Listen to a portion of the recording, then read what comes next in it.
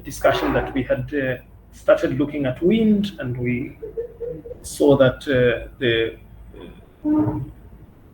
basic wind speed needs to be factored by site-specific values so that we are able to calculate now the wind force on a building.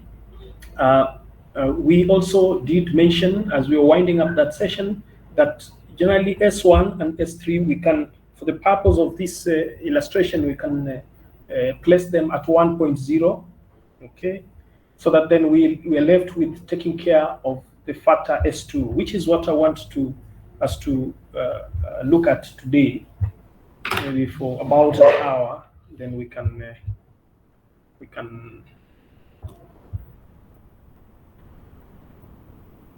allow you to go and do other things. So today is 27th, 2023. Sorry, I had to attend a meeting, a Senate meeting, so that's where I got delayed a bit. So now this computer is really misbehaving. I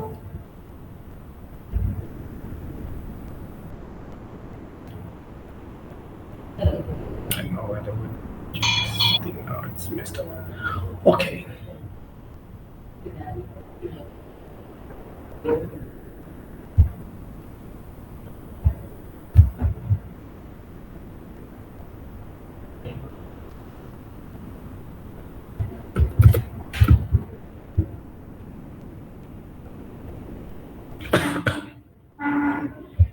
So we've said, for example, if this building that we are looking at, this hypothetical building, this one here, if this building was in some place, in some site in Nairobi, then we can start by saying that let our VS, this thing is really letting it, it's refusing to work. VS be equal to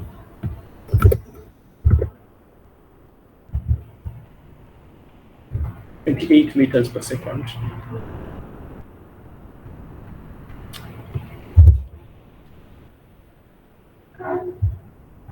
Okay, in Nairobi.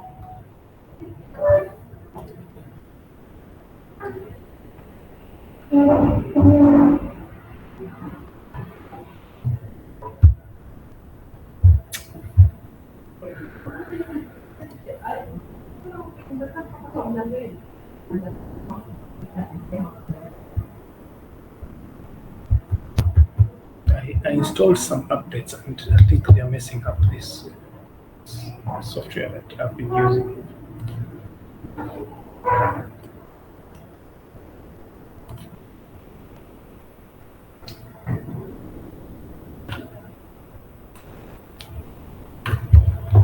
It's become unstable now.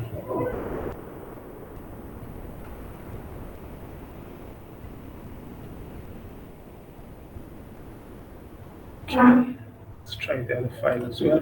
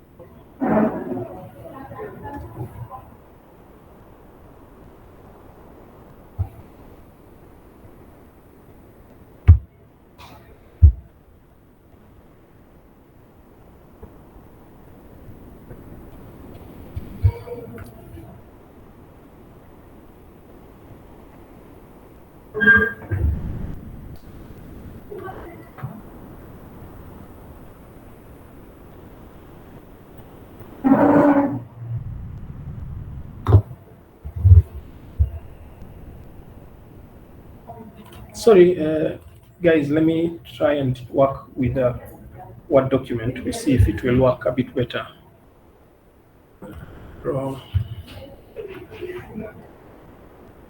Yeah. Please, let's switch to a Word document. This PDF, I think, is messed up. So today is 27th of September of 2023. I'll share both documents to you.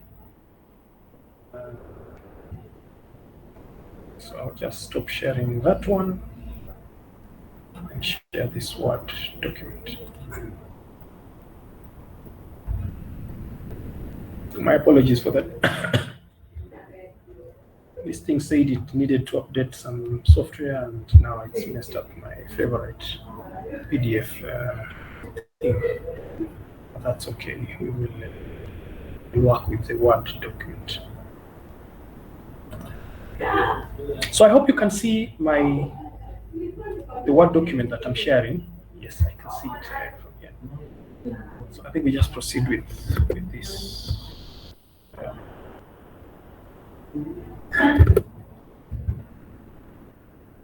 So we're saying that let's assume that we are working with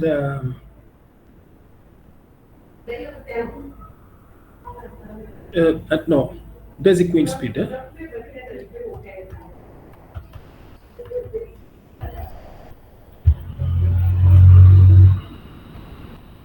Basic wind speed.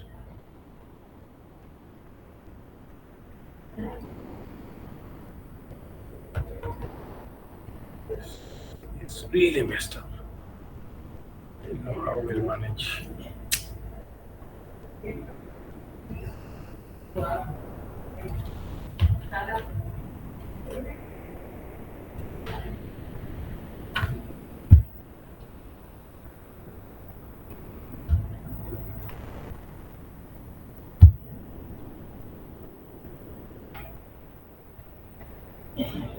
So basic wind speed of 28 meters per second, and we said that to make this design wind speed, we need to multiply it by S1, S2, sorry, and S3. We also said that in a previous session that let's assume that this is 1.0 for the purpose of this discussion, and this is 1.0 as well for the purpose of it. So we are only left to determine what S2 would look like. So for us to do that, we need to now present this wind calculation on a table. So I'll sketch here a table.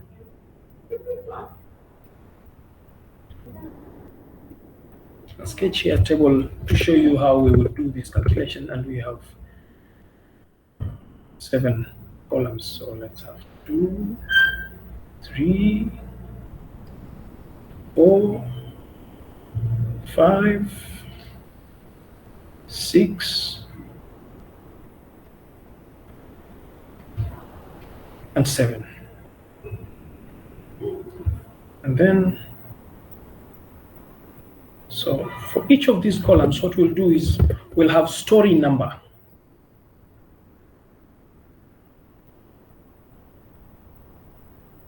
So again, we'll have the table that way.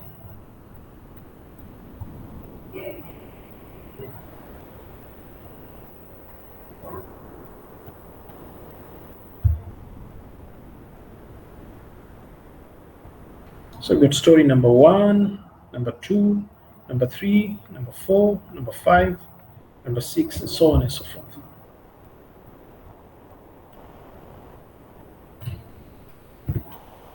Just like what we have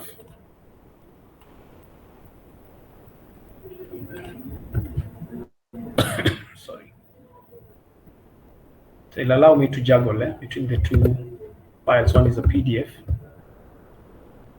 So we said we have, let's assume that this building has got 18 floors and each of them is 3 meters. So we've got story number 1, number 2, number 3, number 4, number 5, number 6, 7, 8, 9, and 10.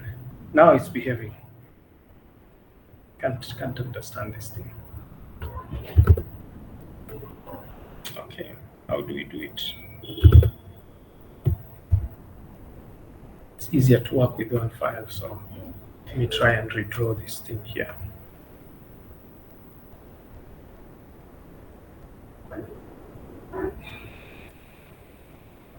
If it refuses, I will go back to the Word document. My apologies, guys. This technology is good, but sometimes it misbehaves.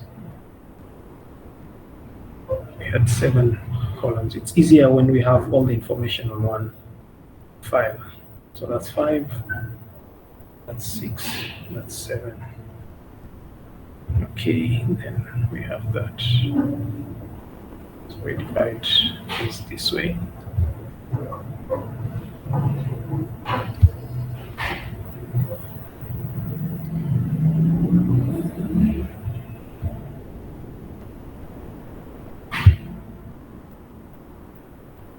We had said, let this be story number. We said we have 1, 2, 3, 4, all the way up to story number 18. Our building is 18 stories high. Okay, so all the way to story number 18. Let me even write here 18. Okay, so that's the first.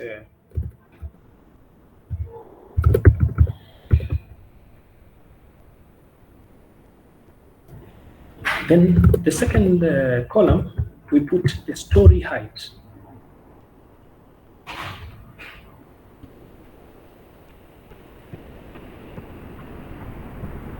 Now, there are several ways of approaching this. Some designers, they choose to take the story height as halfway between that floor level and that floor level. Make it a bit bigger.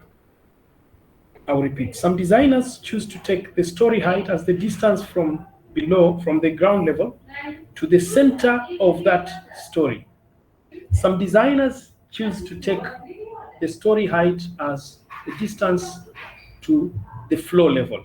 So, for example, for the person who chooses to work with the floor levels, story height for floor number 1 will be 3, floor number 2 will be 6, and floor number 3 will be 9, and so on and so forth. For the person who chooses to work with in between the 2 floors, then the story height will be 1.5, 4.5, 7.5, and so on and so forth. For the purpose of ease of calculations in this example, let's work with the floor levels. So let's take that story number 1, the height is 3, number 2, the height is 6, number 3, the height is 9, and so on and so forth. So that's the story height. Now, once we have done that, we can now come and calculate the value S2. Again, just to remind ourselves that we are working with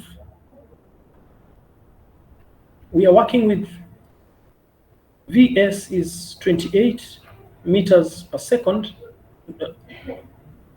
and we are multiplying this by S1, S2, and S3. And we've said also, let us assume that S1 is equal to 0, and S3 is also not 0 but 1.0. So we are left with determining S2. So we come here and put a column for S2. Let me use a different color for that.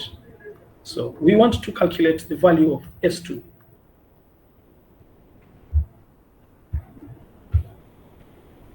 S2. So now for that, we go back to the standard which we had looked at earlier in our discussions. Okay, so I will go and open again this standard in a minute.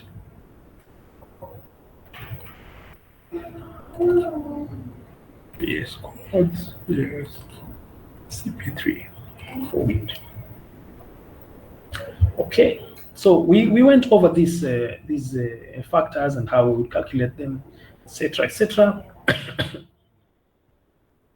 And we actually got to this point where we were looking at how the factor S2 will be calculated.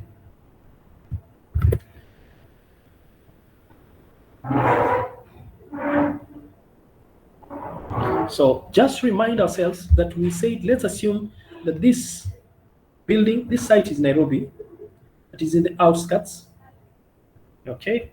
And the wind speed is that. So Nairobi, so the wind speed, but it's outskirts, okay? So we come here and we ask ourselves, so if it is the outskirts, which is the most appropriate land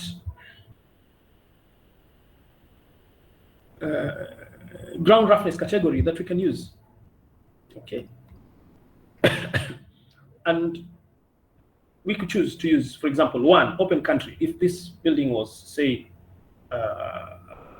Syokimau, or we could use open country with the scattered breaks, maybe in some residential areas that are not very populated, like when you go down Kangundo Road, you find there are places where now is when they're starting to settle. So you find some bit of shrubs, some bit of trees, then some homesteads scattered. So maybe we could work with 2, but I want to suggest that we work with 1. So we have chosen that we will work with category, ground roughness category 1. Okay, then to remind you that there was the issue of building and cladding and building size.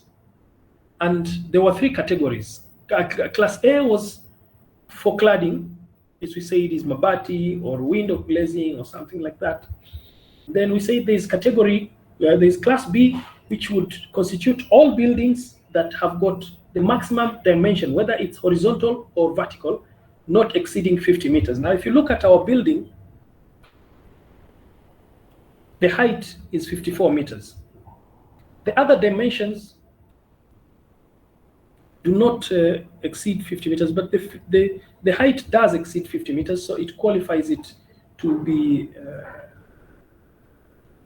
considered as category C. We'll go back there. So this is 15, and this is 7 times 5 is 35. So this is 35, this is 15 meters.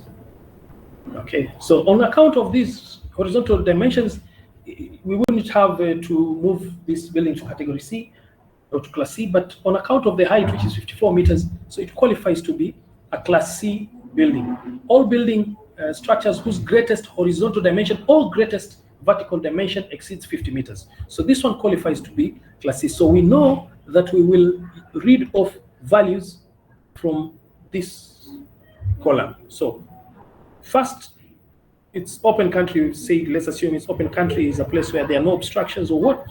Then we say the other thing,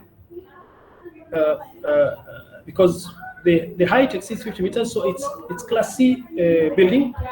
Now we come to the third consideration. So we've dealt with this, and we've dealt with number 2.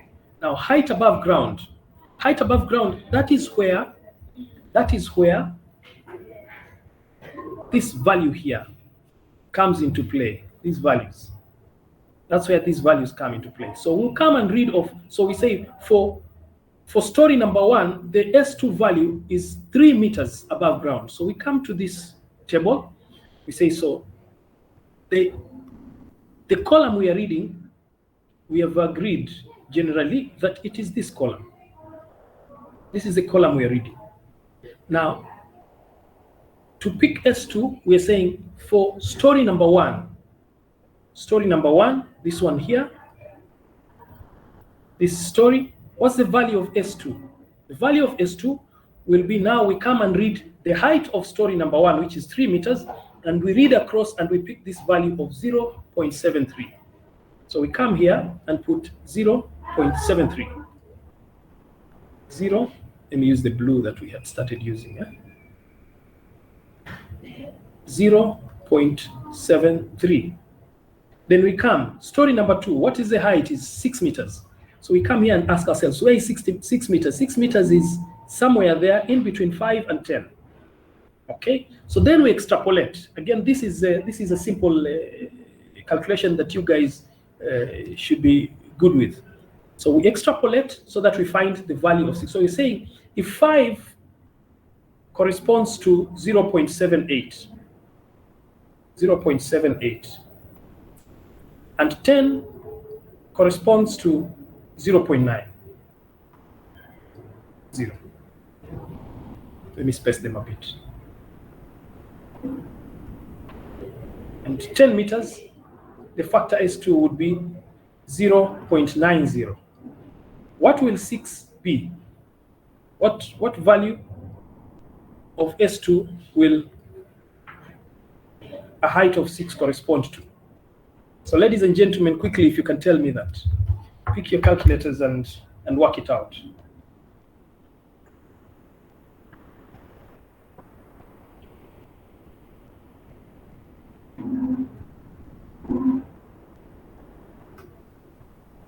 I'm suggesting that this value will be 0.804. 0.804.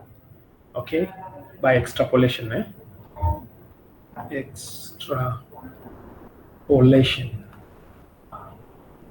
We are assuming that there is a linear relationship between the height and the S2 value. Okay, this is a calculation that you guys should be able to do easily. If you cannot figure it out, go and consult K.A. Stroud, Engineering Maths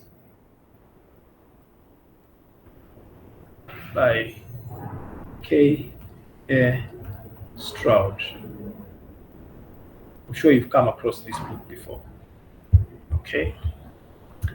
So we'll come here into this table and say, so we know that at 6 meters for the conditions that we have chosen, that our value of S2 will be 0.804. 0.804. Let's do one more. So at 9 meters, so we do again this a similar equation here, and say at 5 meters,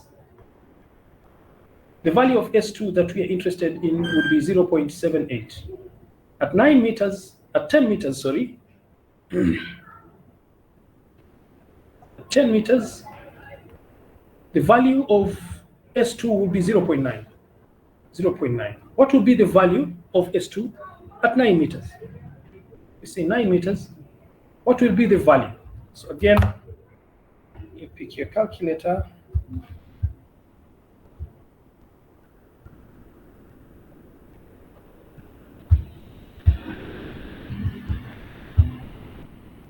So this will be 0. Please, you'll check these numbers. If they're not right, you'll use the correct one. 0.8, 0.876. 76, not 76, 0.876. Okay, 0.876. So we come to our table and say the S2 value for the story height 9 will be 0.876, and so on and so forth until we get to 18 meters. Okay, maybe we can do the last one, 18 meters. 18 meters would be between 15 and 20. So we can do one more. So we ask ourselves, if at 15 meters, if at 15 meters the value of S2 is 0.94, so we say at 15 meters the value of S2 is 0.94, and at 20 meters the value of S2 is 0.96. So 20 meters, the value of S2 is 0.96, 0.96. So what will be the value of S2 at 18 meters? No, not 18 meters, but 54 meters. My apologies. So at 18th floor, this one will be 54 meters. 54 meters. My apologies, ladies and gentlemen. 54 meters. That's the first column is story number. The second column is the height of that story above ground. So that's what we are reading. I just want to demonstrate to you the extrapolation a bit, so that then you'll complete this table. Okay, so we're not reading these values. These values are not right. We will read values near 54 meters. Okay, so what are we reading? We are reading here. We're reading here between 50 and 60. That's where 54 falls. So then we are saying if at 50 meters the value of S2 is 1.06. Okay, this value here. So at 50 meters the value is 1.06, and at 60 meters the value is 1.08. What is the value at 54 meters? Our interest is now 54 meters. What is the wind speed at that point? That's what we are trying to calculate. Okay. So again, we will do the extrapolation for this. So 1.08, 1.06.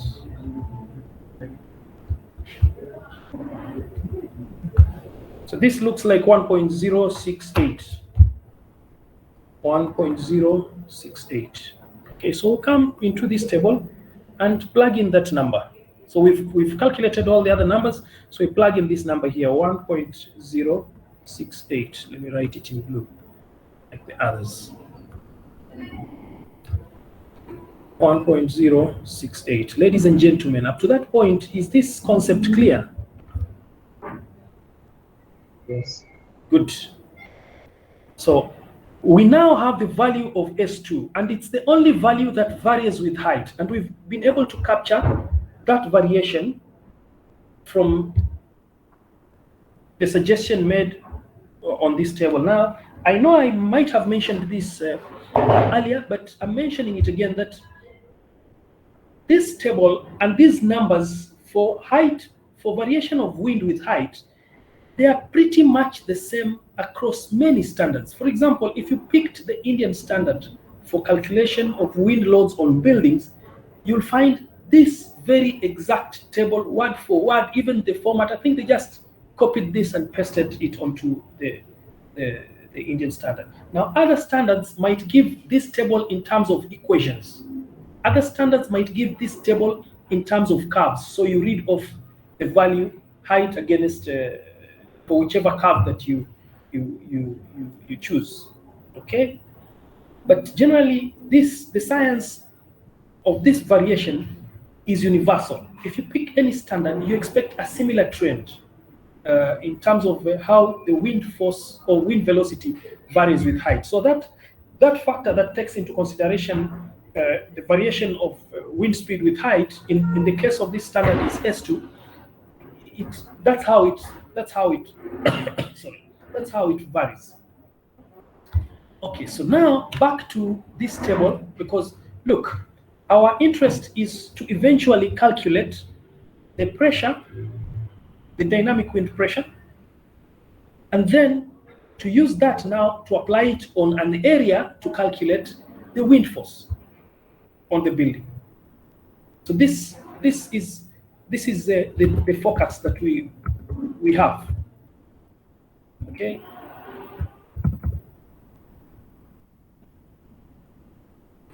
So sorry about that. So with the value S2 and S1 now calculated, we can go ahead and calculate this value of wind, design wind speed. So design wind speed, Vs, will simply be 28, which is the basic wind speed, multiplied by S1, S2, S3.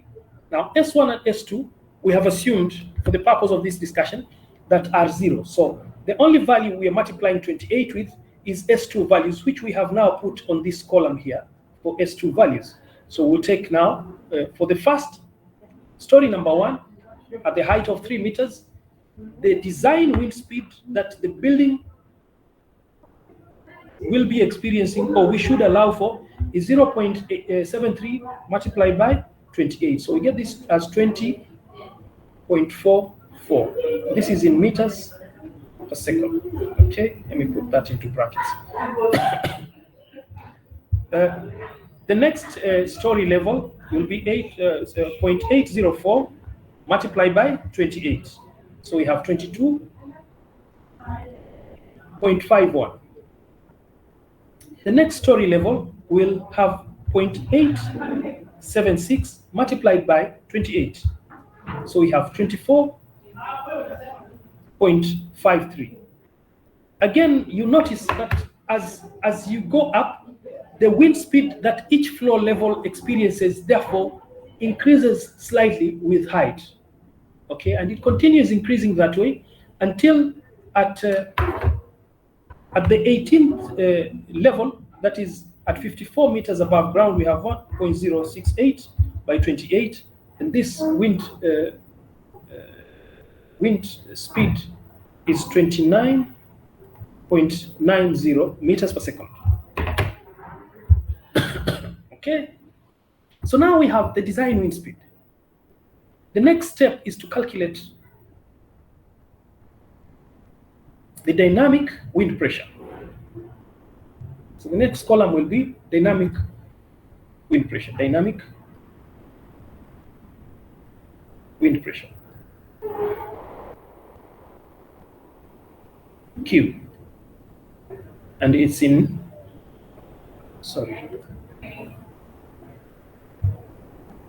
Q, and it's in newtons per meter squared. It's a pressure, just force over area. And this one now, we will use this equation. So we take the values of this column for Vs, we square Vs, and then we multiply by 0.613. Okay, so I will just pick this calculator and put in a few of these numbers as well. So we got 20.44 by 20.44 by 0.613. So you got 256.1 newtons per meter squared.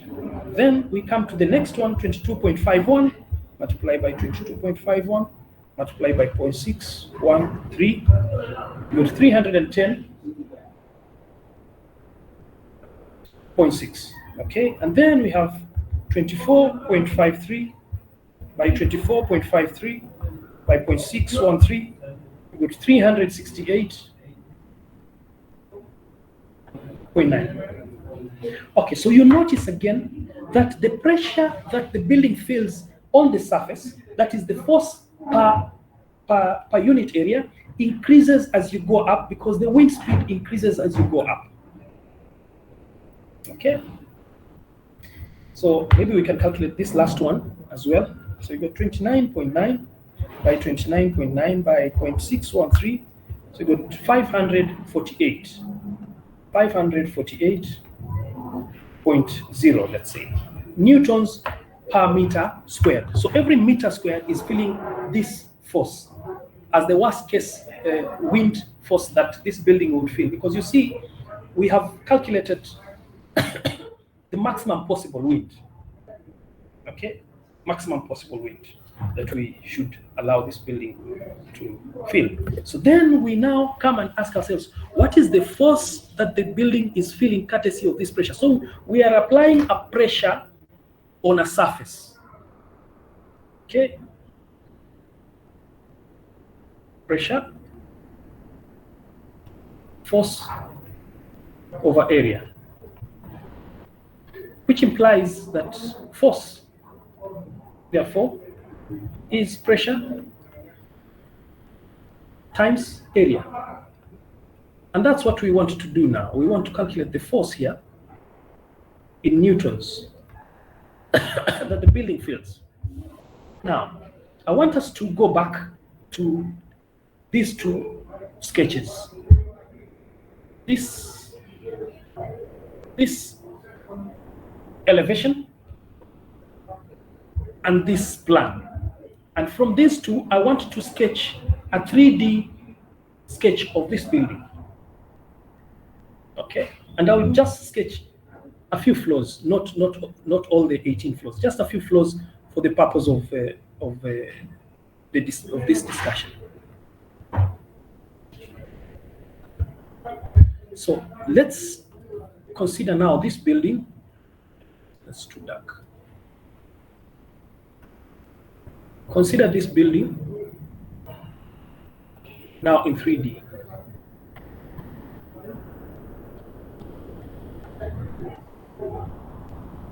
Bad line.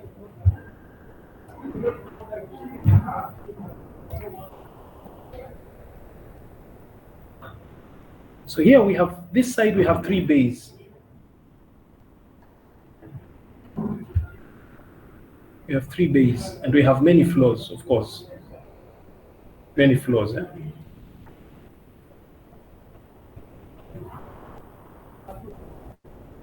And then you got this side. Let's just confirm how many bays we propose. So we've got 1, 2, 3, 4, 5. We've got 5 bays on this other direction. Let's try and sketch them and see if we can get something reasonable here. So we've got that. With 5 bays. So 1, 2, 3, 4, 5. Good. Then, of course, we have many floors. We have 18 floors.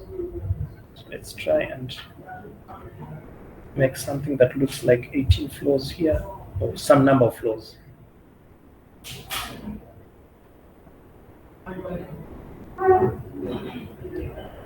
Okay.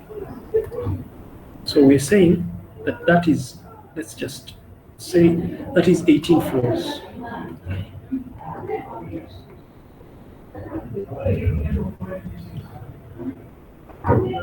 And we can do that.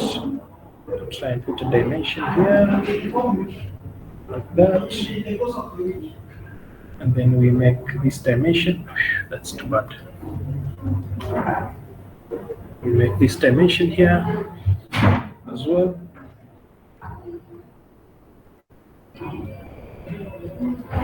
Okay, so this is 15 meters.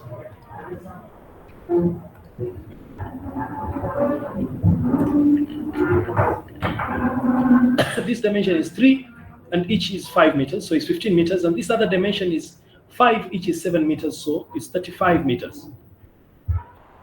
So you got here 35 meters.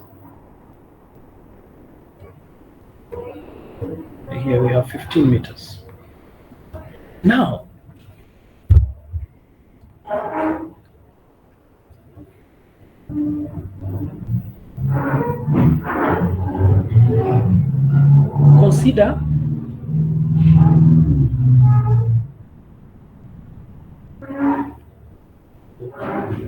consider this area here.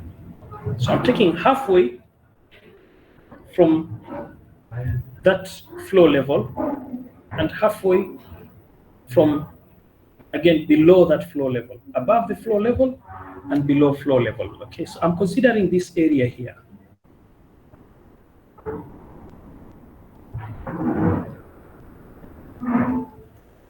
And because the wind is varying linearly, that's what we're assuming,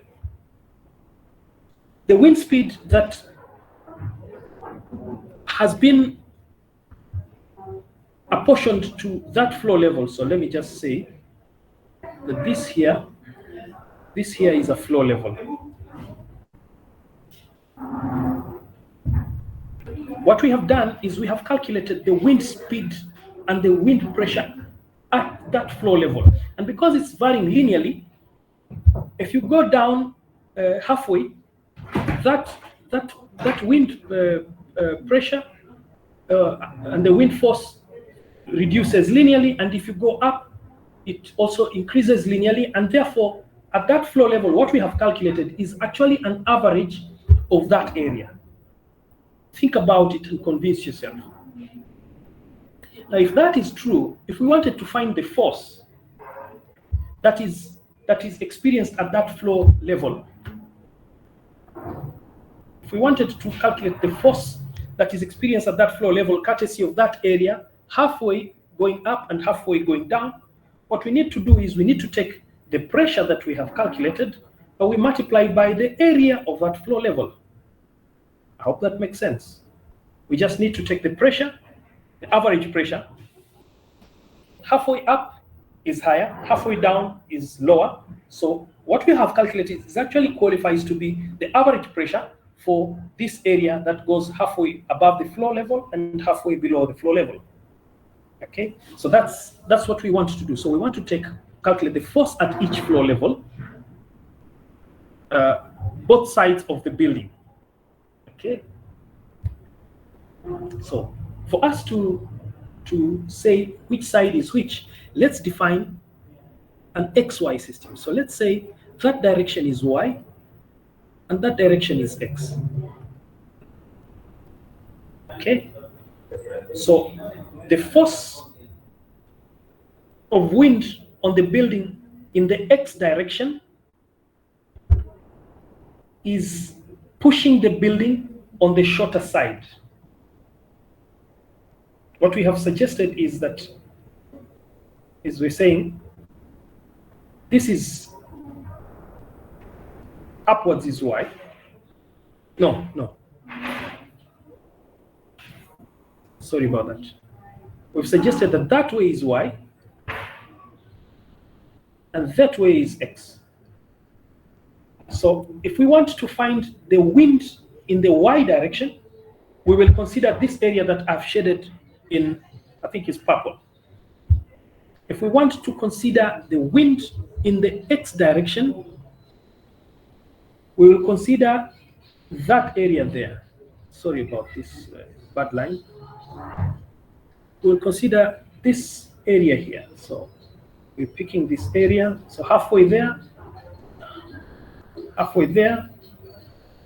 So that area there, I'll even label it for you and say area for wind in the X direction.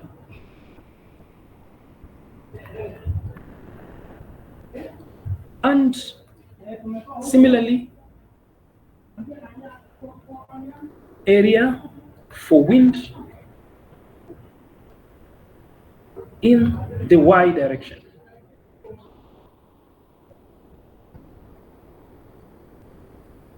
Okay, I hope that makes sense. So now let's come here and say, so let's have two columns for Y direction. I'll even color code it such that we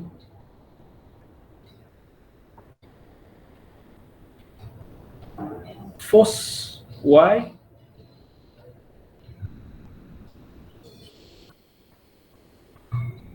force in the Y direction in newtons. Okay, so we simply take the area in the Y, which will be now floor to floor height times the length of the building. What is our floor to floor height? Our floor to floor height is 3 meters. It's 3 meters. So we say 3 times the length of the building is 35. So 3 by 35 is 105. So we will multiply now the pressure for each floor level by the total area, which is 105 in the Y direction. So we'll have 105. So we have 256.1 multiplied by 105. So we have 26,000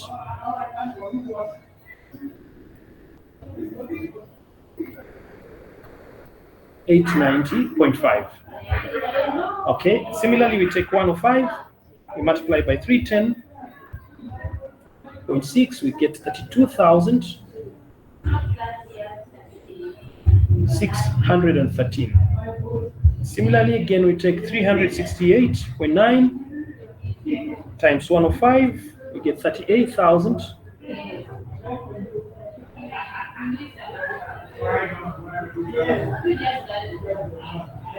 734.5. Okay, so this is the total force that the building is feeling building is experiencing on that phase at that level.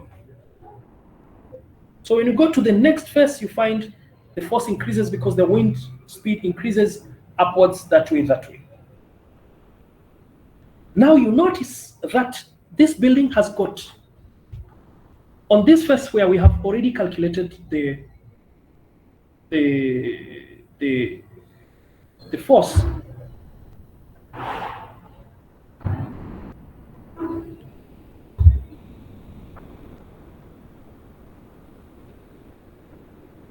we have a number of frames. Okay, we have a number of frames. So we've got 1, 2, 3, 4, 5, 6. We've got 6 frames. So that wind force at that level will be divided to those 6 frames. Okay, and each of those frames will take a certain amount of that wind force. Okay, so what happens is that now the wind force will go onto each frame in accordance to how much area each frame is supporting in this manner. So if we took this frame here, it is supporting half that way and half that way. So that area there is supported by that frame. Similarly, this frame also supports half. So the end frames, they wind up supporting half the load that the inner frames support in terms of wind force. I hope that makes sense. So we want to ask ourselves, out of this total force on that floor level on the whole building in that direction, say 26,890.5, how much goes into one internal frame? How much of that goes into one internal frame? So we divide that force by the number of frames that are carrying full load. So we're saying that frame, that frame, that frame, that frame, they carry full load. And then that frame, the end frames, they carry half. So they also make like the load that is carried by one frame. So we divide the force by 5 frames. 5 frames. So we write here force per frame. Per frame. In the y direction in newtons. So we say 26,890.5 divided by 5. So each internal frame will carry 5,378.1 newtons. Now, what that means is this. Now, let me pull out one frame from this building. Let me pull out one frame in that direction from this building. And I'm drawing that frame again. It's a single frame, but I'm trying to draw it in 3D. We just extracted it from this building. So I'm trying to draw it in 3D. So the frame will look something like this. One frame from the building. Sorry, that line.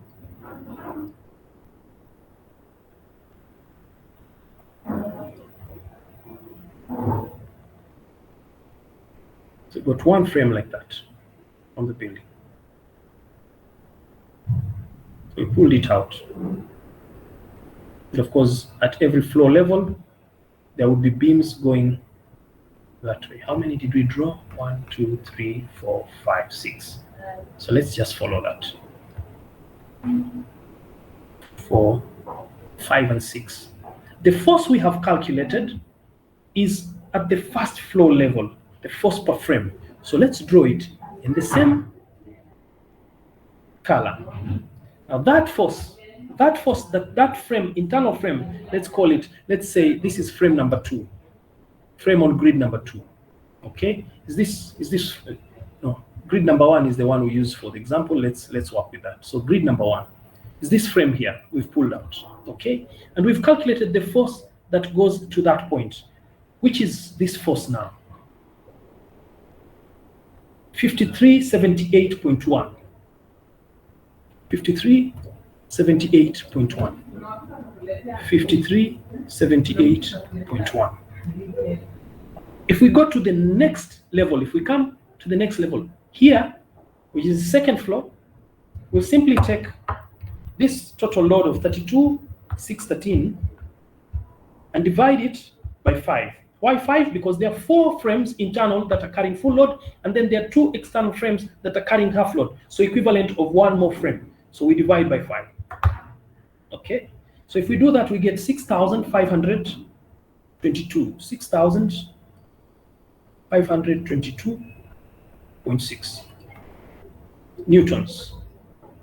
Okay, so come here and we can actually draw that force there and say, so we know that courtesy of the wind on this building, this one will carry 6,522.6, and we can continue that way and load the particular frame for all this force.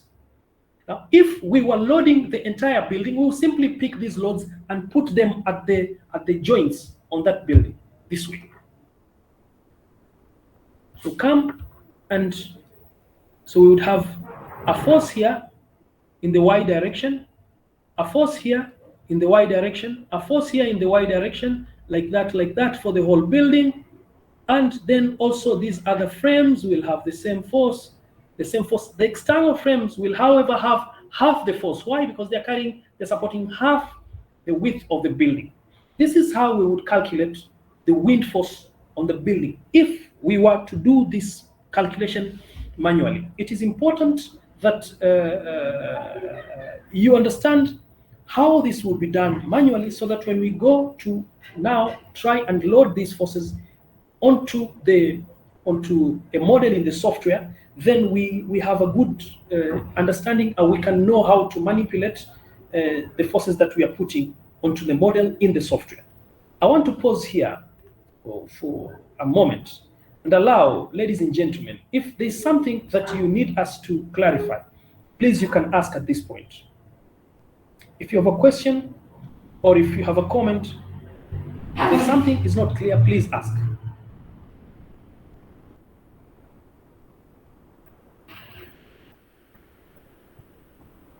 So silence means that we are good up to this point. Great. I don't want to teach anything else today. I think I've introduced enough thoughts to you.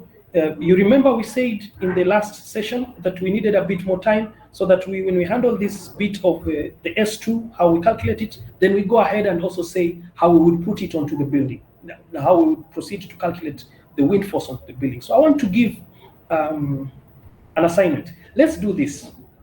Instead of picking that building that we said you pick and we come and analyze, that might be a bit complex for you at this level, because we're just introducing you to these concepts. Let's pick this hypothetical building, and each group, I want you to do this calculation. So every time we learn something, you go and do this calculation, and then you come and tell us what your findings were. I allow you, ladies and gentlemen, to change your assumptions. Please feel free to change your assumptions. The things I'm allowing you to change is the location of the building. So we've assumed that this building is in the outskirts of town, a place that is open. I'm allowing you to change that assumption. If, for example, you want to say, let our building be in the city center, then you know the ground roughness category would change. It will be interesting for different groups to do different scenarios. The other thing I'm allowing you to change is the general location of the building. For example, if you want to say, as our building, we think we want to assume it is in Mombasa, please go ahead and do that. The more variations we have, the better we learn, because then we'll be able to see what implication there is in terms of just locating the building in a different place. So I'm allowing you, if you want to change those assumptions, please change them so that we can have a variety. The only thing I'm not allowing you to change is the dimensions of the building. The floor-to-floor height you cannot change. The bay heights, the 5 meter for one direction and the 7 meter for the other direction, I'm not allowing you to change. The number of floors, I'm not allowing you to change. and the number of bays I'm not allowing you to change. But the location and these other conditions, I'm allowing you to change. Just for the sake of interest, you can tinker with them. So the assignment that I want you to do now, after we have having discussed this, is I want you to now proceed. So I can write here assignment.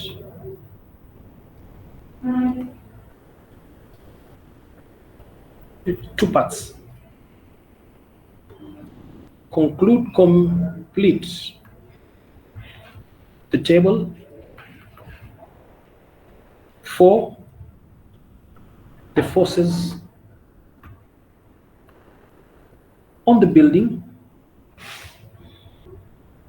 in the Y direction.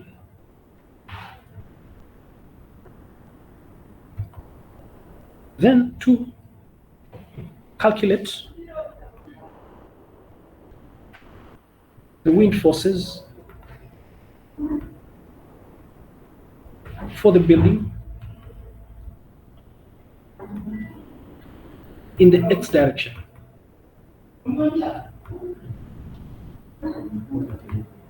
So what I want us to do is try as much as possible, if you can do this today, so that tomorrow we deal with something else. And whatever we discuss, then we see if we can pull out some exercise that you can be doing so that we keep building as we go along.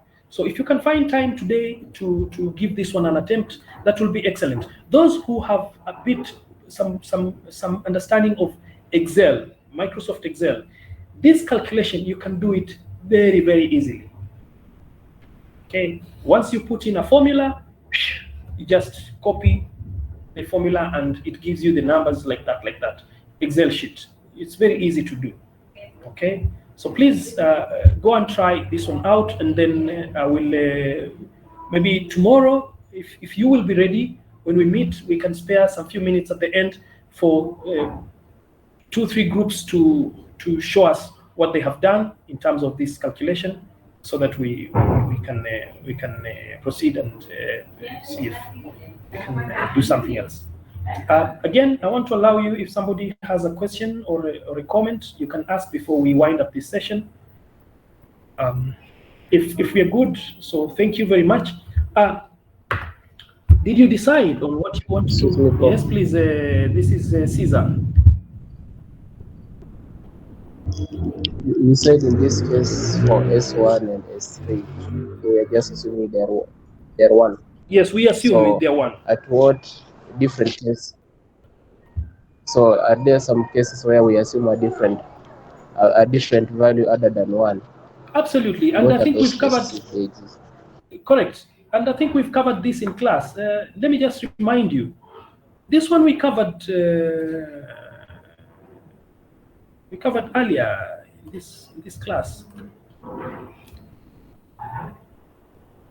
When you talked about S1, we said S1 deals with topography, if you can remember.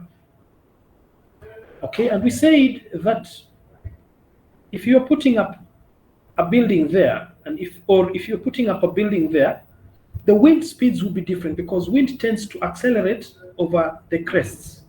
Okay, and we also mentioned that this value, this standard suggests that this number be between 1 and 1.36. Okay, and we only said that we are assuming it to be 1, but it's important to know that if this building was on a hill where wind is likely to accelerate, then you as a designer, you are allowed to work with that number bigger than 1.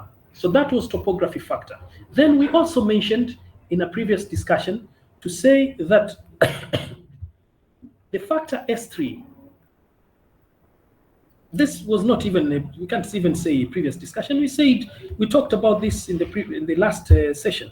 We say the factor S3 takes into account degree of security required. Okay, and I started off by saying, I started off this discussion about how important a building is, and we said if a building was in town or a building was out of town, then you would have different considerations in terms of what if this building collapsed.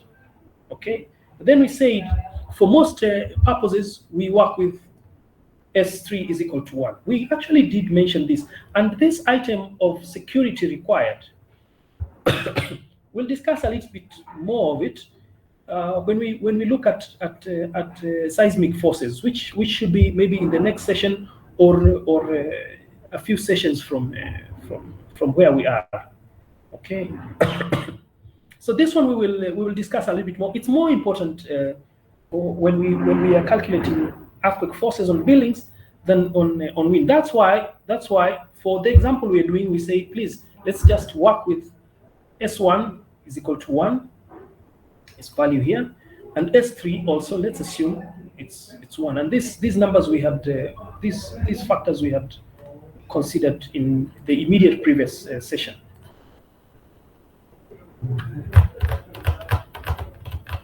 Any other question? Yes, I'm also seeking clarification. Yes, on please. S2. On S2. If our height, yeah, Okay. if the height of the building is above 200, because I've seen the maximum value on the table is 200. Yes. We just pick the value at 200. Correct. I think that's a very good observation. I didn't want to go into that, but now that you have asked, who was this again who is asking? It's me, Anthony. Yes, Anthony. That's a very, very good observation. I didn't want to dig into that, but because you've asked, I think it's only fair that we talk about it. Now, you notice this figure that this figure that we sketched here. If you remember from your mathematics,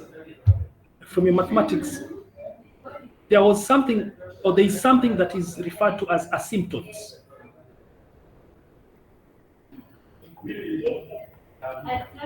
Where you got a curve that goes then and approaches a certain line, and it as you go that way, it keeps approaching, but it never touches a certain line. There's a topic in mathematics called asymptotes. Now, if you have come across that concept, the wind is about the same on a line that way.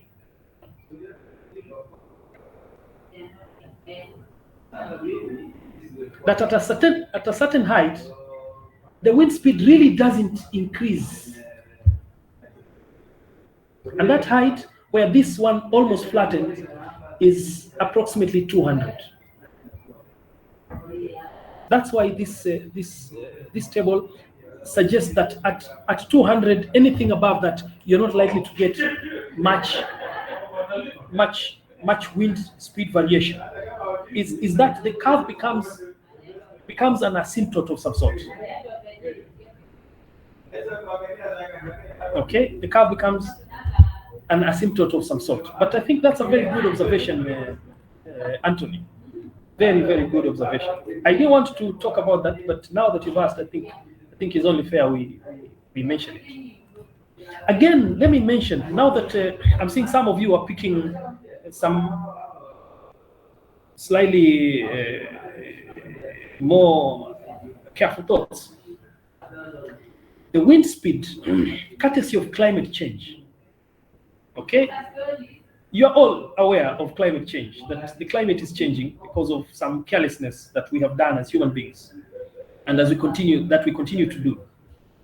Because of climate change, climate patterns have changed. So temperatures have changed, rainfall patterns have changed, wind has also changed. Okay?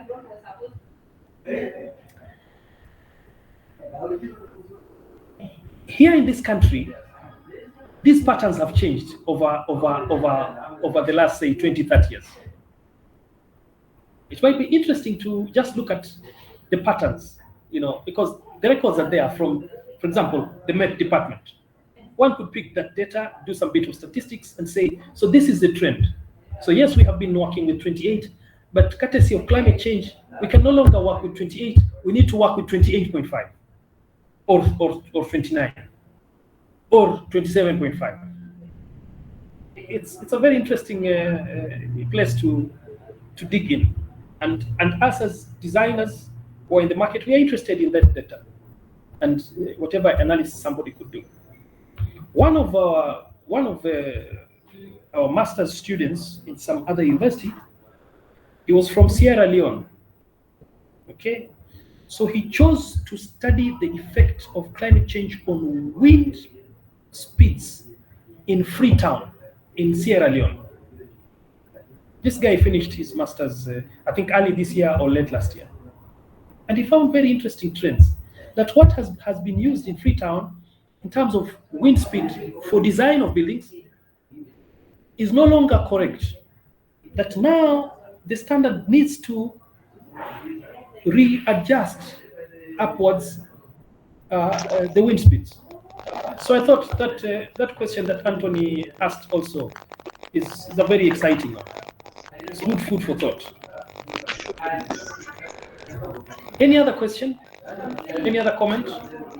Sorry, there's some bit of noise. There are some colleagues that are chapping stories outside here.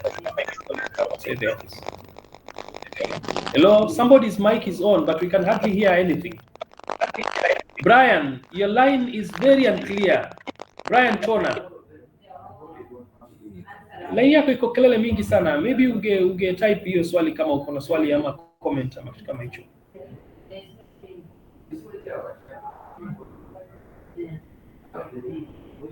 Yes, I'll share with you 2 documents. I'll share with you this thing we're scribbling on now, and on that mail I also share this CP3 that we have been scribbling on, so that you refer to it. Okay, so if we don't have any more questions or comments, I think we stop there for today. We meet again tomorrow. I'm again requesting, I don't know whether it is possible to meet a bit earlier, like 7:30, because I have again another meeting from 9, and this meeting might go up to 5. Either way, I will still teach. Well, if you cannot, if we can't meet earlier, I will excuse myself from that meeting, and we meet for about an hour and a half from 9. But if we can meet earlier, it will work very nicely for me, because I'll be able to teach, and at a time when it's very quiet and very calm, and everybody's mind is fresh. Early morning is good, and then I'll be able to go into this meeting. So think about it, and then your class rep can let me know if it is possible to bring this the class a bit earlier. And I'll keep requesting this once in a while, because I also get to do some bit of administration. So if I have to attend a meeting, I have to attend it. So I'll keep asking that we be a bit flexible. So thank you very much, and have a good afternoon. Please, Caesar, if you could share with me your email address again. I think I might not be able to trace it easily, so that I can send you the notes. Thank you.